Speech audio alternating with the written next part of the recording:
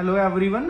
Today we are going to learn about कि how to bridge the router to different network. कभी कभी क्या होता है कि अगर हम एक सेटअप लेते हैं राउटर का या इंटरनेट का, तो हमारे ऊपर वाले फ्लोर में, जैसे कि मैं ग्राउंड फ्लोर पे अपना राउटर इंस्टॉल कर दिया, तो सेकंड फ्लोर पे कनेक्टिविटी वीक आती है, तो हम राउटर को एज अ रिपीटर भी यूज कर सकते हैं, वो ब्रिज टेक्नोलॉजी का यूज करके। अब कैसे करना होगा, जैसे हमारा एक सेटअप चल रहा है, राइट, तो उस सेटअप में एक और राउटर हमें ऐड करना है, तो एक राउटर यूज करेंगे। जैसे मेरे पास एक टिंडा का राउटर है, राइट, जो 2.4 गीगाहर्ट्ज बैंडविड्थ को सपोर्ट करता है। तो हमें पहले इस राउटर को क्या कर लेना है, रिसेट करना है। जैसे कि मैं आप लोग को दिखाना चाहूंगा, यहाँ पे WPS/RST नाम से एक ऑप्शन आ रहा है जो रिसेट का रिप्रेजेंट करता है। अब मुझे ये थोड़ी देर के लिए प्रेस करके रखना होगा, लगभग 10 to 12 सेकेंड। एक बार जब ये रिसेट हो जाए तो राउटर आपका रीस्टार्ट होगा, और रीस्टार्ट होने के बाद आपको वेट कर लेना है रीस्टार्ट होने का। अब ये सारी बत्तियां जल गई और राउटर हमारा रीस्टार्ट हो रहा है। अब ये जब रीस्टार्ट हो जाता है तो मैं कंप्यूटर स्क्रीन पे आ जाता हूं, एंड देन आफ्टर आपको दिखाता हूं हमें करना कैसे है और क्या करना है। सबसे पहले तो मैं आप लोग को दिखा देता हूं कि मैं अभी यहाँ के जो नेटवर्क से कनेक्टेड हूं। अब मैं इसी नेटवर्क से या फिर किसी अनदर नेटवर्क से अपने डिवाइस को क्या करूंगा, कनेक्ट करूंगा अपने सेकंड राउटर को। अब रीसेट होने के बाद जब हमारा डिवाइस रीस्टार्ट होगा तो यहाँ पे शो करने लगेगा। जैसे टिंडा का राउटर था, अभी वो रीसेट नहीं हुआ होगा तो नहीं शो करेगा। अगर रीसेट हो जाएगा तो जैसे ये देखिए टिंडा का लिख के आने लगा। अब हम कनेक्टेड भी हैं इस राउटर से, और राउटर को अगर मैं आप लोग को दिखाऊं तो इसके पीछे डिफॉल्ट आईपीज लिखी होती हैं। सभी राउटर के पीछे डिफॉल्ट आईपी लिखी होती है, अगर आप प्रॉपरली देखो तो, राइट। तो इस सेक्शन में आप आके देखना प्रॉपरली, यहाँ पे आईपी एड्रेस लिखा होगा, और इस आईपी एड्रेस का यूज करना है हमें क्या करने के लिए, राउटर के पोर्टल को एक्सेस करने के लिए।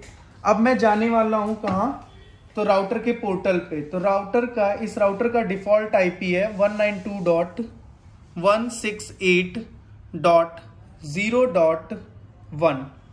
अब मैं लिख के जब एंटर करूंगा तो इस पर्टिकुलर राउटर के पोर्टल पे आ जाऊंगा। हमें क्या कर रहे हैं कि डायनामिक आईपी को सिलेक्ट करना है और अपना एक एसएसआईडी बताना है, या फिर एसएसआईडी लिखना है। अब ये एसएसआईडी क्या होता है, जो आइडेंटिफाई करेगा हमारे नेटवर्क को कि हम किस नेटवर्क पे काम कर रहे हैं। तो मैं यहाँ पे एक नेम दे देता हूं। जैसे मैंने अपने एसएसआईडी में राम नाम टाइप कर दिया, और एक पासवर्ड बना लेना है लॉगिन करने के लिए, राइट। जब आप इसको दे दें तो उसके बाद ओके कर दीजिएगा। ओके करने के बाद आपका नेटवर्क फिर से रीस्टार्ट होगा, और रीस्टार्ट होने के बाद आपको क्या करना है कि अपने एसएसआईडी से कनेक्ट हो जाना है। जैसे कि मैं राम से था तो राम बनाया था, तो मैं अब राम पे क्लिक करके 123QWE, ये पासवर्ड दिया था, तो मैं इस पासवर्ड को पुट करके और परमिशन देके राम नाम के नेटवर्क से कनेक्ट हो जाऊंगा, राइट।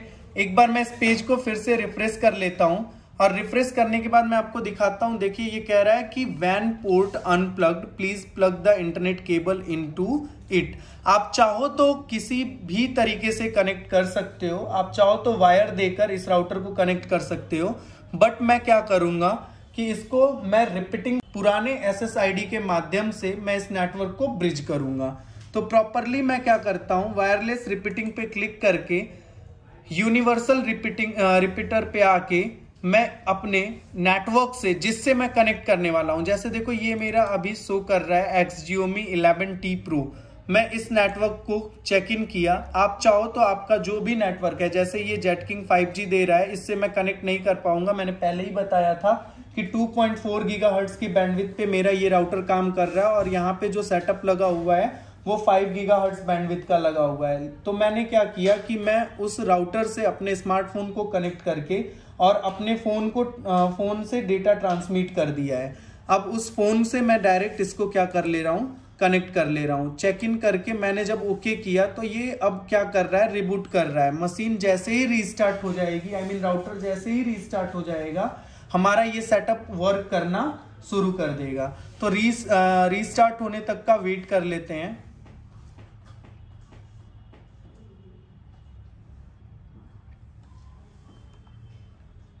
हमारा सेटअप रीस्टार्ट हो चुका है। एक बार मैं चेक कर लेता हूं कि मैं किस SSID से कनेक्टेड हूं। मैं राम वाले से कनेक्टेड नहीं हूं। राम वाले पे आया, कनेक्ट हो गया, राइट। कनेक्ट होने के बाद मैं क्या करता हूं, रिफ्रेश कर लेता हूं। एक बार चेक कर लेता हूं फिर से।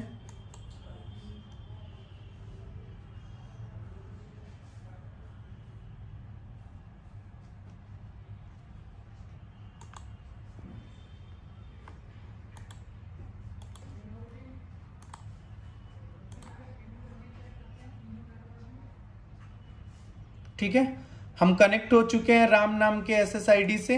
अब देख सकते हैं फर्स्ट टाइम जब मैं कनेक्ट किया था तो यहाँ पे शो कर रहा था कि आप वैन पोर्ट से कनेक्टेड नहीं है, लेकिन अब जब मैंने कनेक्ट किया है तो यहाँ पे दे रहा है कि ब्रिज्ड सक्सेसफुली इन यूनिवर्सल रिपीटर मोड।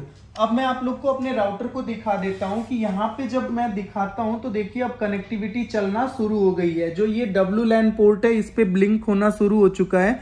अब मैं इन पोर्ट में से किसी पोर्ट का यूज करूंगा तो ये लाइट भी ब्लिंक करना शुरू कर देगी।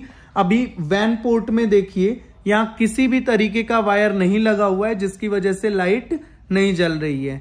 अभी देख लीजिए इसी राउटर से मैं अब कनेक्टेड हूं और मेरे कंप्यूटर में इंटरनेट इसी राउटर से चल रहा है।